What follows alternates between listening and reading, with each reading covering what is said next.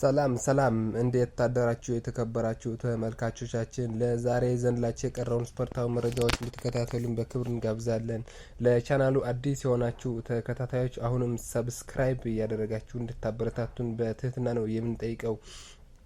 በ32ኛው ሳምንት የእንግሊዝ ፕሪሚየር ሊግ ዛሬ 8 ሰዓት ተኩል ላይ ማንቸስተር ሲቲ በኢቲሃድ ክሪስታል ፓላስን በማስተናገድ ይጀምራል። እነዚህ ሁለት ቡድኖች ዛሬ 8 ሰዓት ተኩል ላይ የሚያደርጉት ጨዋታ እጅግ ይጠበቃል። ክሪስታል ፓላሶች እንግዲህ ጠንካራ እንቅስቃሴ እያደረጉ ነው የሚገኙት። በአንጻሩ ማንቸስተር ሲቲ በደካማ እንቅስቃሴ በቀጣይ አመት በአውሮፓ ቻምፒየንስ ሊግ የተሳትፎ ቦታን ለማግኘት እጅግ እየተፎካከረ የሚገኘው ጠንካራ ፉክክርም እየጠበቀው ነው የሚገኘው ማለት ነው። ስለዚህ ዛሬ በኢቲሃድ ስታዲየም 8 ሰዓት ተኩል ጠንካራው ክሪስታል ፓላስን የሚያስተናግድ ነው የሚሆነው። ሌላኛው 11 ሰዓት ላይ ብራይተን ከሌስተር ሲቲ ጨዋታውን ያደርጋል በአሜክስ ስታዲየም። እንግዲህ ሌስተር ሲቲ ላለመውረድ እየታገለ የሚገኝ ቡድን ነው።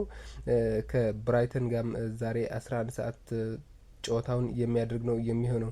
ሌላኛው ኖቲንግሃም ፎረስት ከኤቨርተን የሚያደርጉት ጨዋታ ነው። 11 ሰዓት ላይ ነው ይህ ጨዋታ የሚካሄደው። እንግዲህ ኖቲንግሃም ፎረስት በሜዳው የሚያደርገው ጨዋታ ከኤቨርተን እጅግ ጠንካራ ፉክክር ይጠብቀዋል። እንግዲህ ኤቨርተኖች በአሰልጣኝ ዴቪድ ሞይስ ጠንካራ እንቅስቃሴ ያደረጉ ነው የሚገኙት።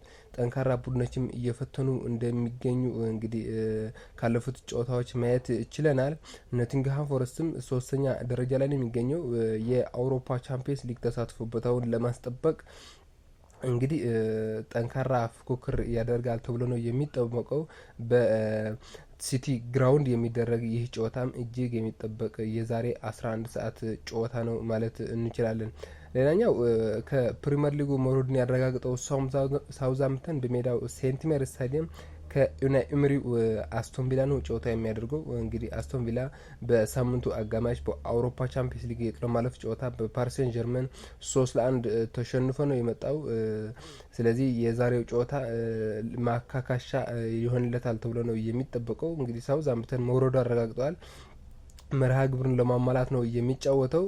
ስለዚህ ይሄ ጨዋታ ለአስቶን ቪላ እንግዲህ ቀለል ያለ ጨዋታ ሊሆን እንደሚችል ግምቶች እንግዲህ ማስቀመጥ እንችላለን።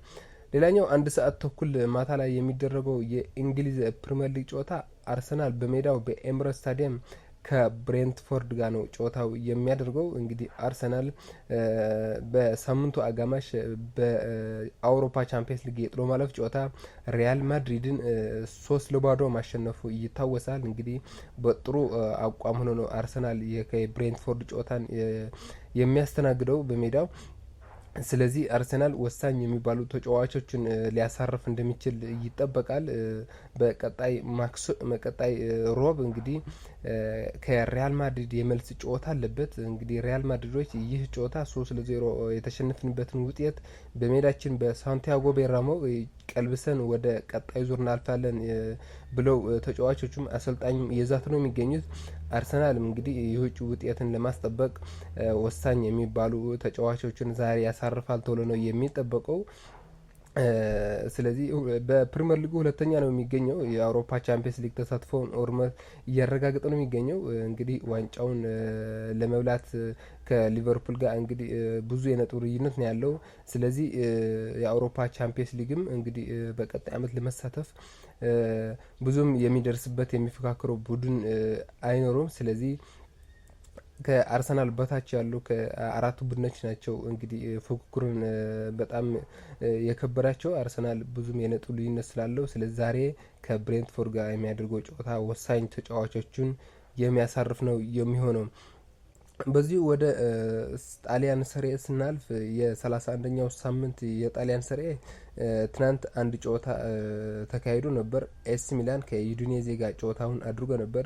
4-0 በሆነ ውጤት ኤሲ ሚላን ማሸነፍ ችሏል። ራፋኤል ሊዮ፣ ፓቭሎቪች፣ ቲዮ ሄርናንዴዝ እንዲሁም ቲጃኒ ሬንጀርስ ናቸው አራቱን የኤሲ ሚላን ግቦችን ማስቆጠር የቻሉት። ስለዚህ ኤሲ ሚላን የትናንቱን ጨዋታ 4-0 በሆነ ውጤት ማሸነፍ ይችላል።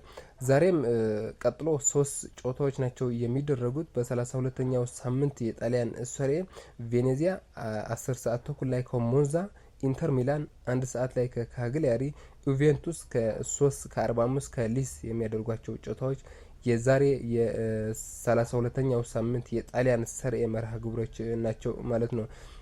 በ31ኛው ሳምንት የስፔን ላሊጋ ትናንት አንድ ጨዋታ ተካሂዶ ነበር። እንግዲህ ቫሌንሲያ በሜዳው ከሲቪያ ጋር ያደረገው ጨዋታ 1-0 በሆነ ውጤት ማሸነፍ ችሏል። እንግዲህ ቫሌንሲያ ላለመውረድ እየታገለ የሚገኝ ቡድን ነው። ባለፈው ሪያል ማድሪድን 2-1 ያሸንፍ እንጂ የመውረድ አደጋ የተጋረጠበት ቡድን ነው። በዚህ አመት ደካማ እንቅስቃሴ ነው እያደረገ የሚገኘው።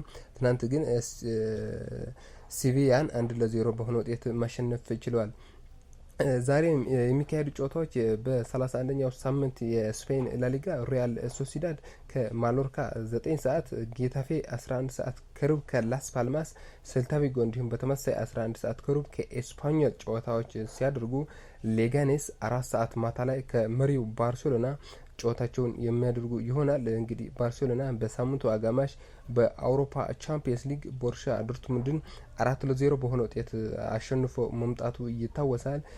ዛሬም በላሊጋ ላለበት ከሪያል ማድሪድ ላለበት ፉክክር የግድ የሌጋነስ ጨዋታን ማሸነፍ ይጠበቅበታል። ከሜዳ ውጭ ጨዋታውን ያደርጋል 4 ሰዓት ላይ ማታ ማለት ነው። በ29ኛው ሳምንት የጀርመን ቡንደስሊጋ ትናንት አንድ ጨዋታ ተካሂዶ ነበር። ወልፍስበርግ ከአርቢ ሌፕዚግ ጋር ጨዋታቸውን አድርጎ ነበር። 3-2 በሆነ ውጤት አርቢ ሌፕዚግ ማሸነፍ ችሏል ማለት ነው።